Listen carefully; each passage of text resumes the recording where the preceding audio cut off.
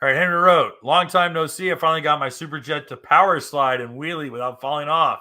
Aren't you proud? Can't do submarines. That'd be tough to do a submarine on that one, but good for you, man. That was one of the fun things about the new SuperJet was the new SuperJet, unlike the SXR 160, still felt like a stand-up. It still felt like a SuperJet. It was light. It was nimble. It was playful. I really do like the modern SuperJet. If I was to buy a stand-up today, well, I'd still buy an 800.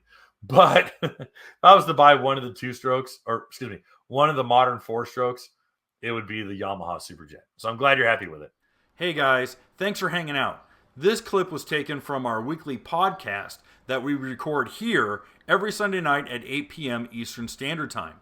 If you want to watch the whole video, you can go to the Watercraft Journal's YouTube channel, go to playlists, and then click on live sessions. You're going to see it there. Otherwise, go ahead and leave a like, a comment, and definitely subscribe to the channel. It helps us grow. And again, thanks again for watching our videos, and we hope to see you soon.